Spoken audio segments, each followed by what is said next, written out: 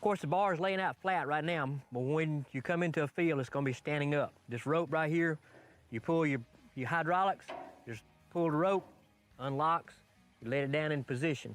When you let it down in position, there is a locking mechanism right here that you put up against a gearbox, on top of the gearbox, that holds everything down flat in place. Leave it in when you get through the field, you let it tilt down, throw it back up where you can raise it back up into position. Of course, your spring's got a certain setting in the manual that it has to be at. The spring right here is what helps carry the load of the bar. If it's too strong, if you got it too tight, it's gonna make the bar bounce out there. If you got it too loose, it's gonna make it drag. So it does come preset, but you do have to check it from time to time.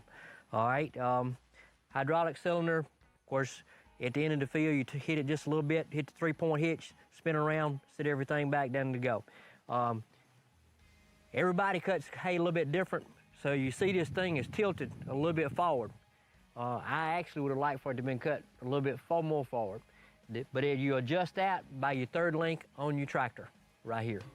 You pull it in tight, it brings your cutting your blades down closer to the ground. If you back it off, it cuts more level, gives you more space off the top of it. You have a breakaway that's built in, that's already built from the factory that comes with this thing. If you happen to hit say a stump or hit something out there with the end of your bar will break away. It will go back to a certain point.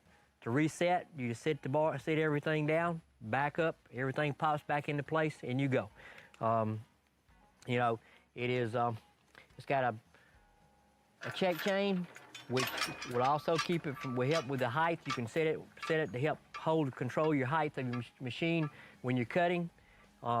It is, of course, fully enclosed with a curtain, which keeps everything from blowing up on top of you.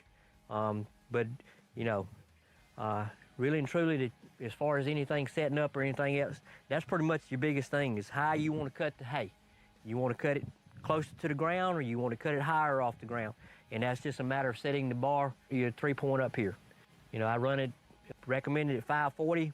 I think our manual would tell you it runs anywhere from, you know, not to try to exceed over 6.5, 7 miles an hour. I cut this today at 6 miles an hour.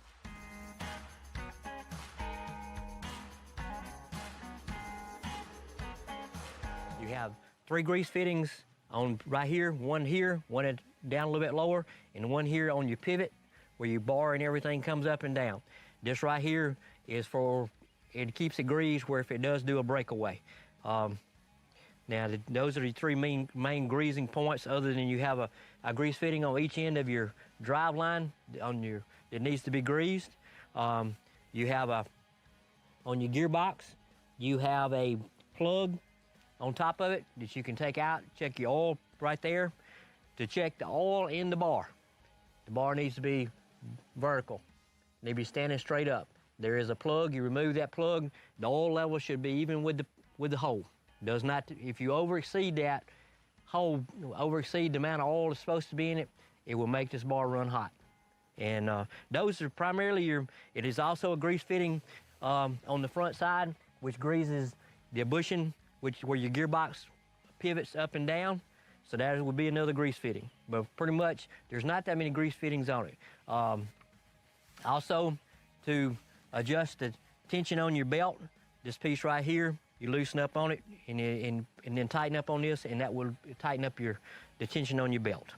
Cutter is pretty simple, and it is, being a farm boy, I love to cut hay, any kind of farm machinery, and it is easy to operate.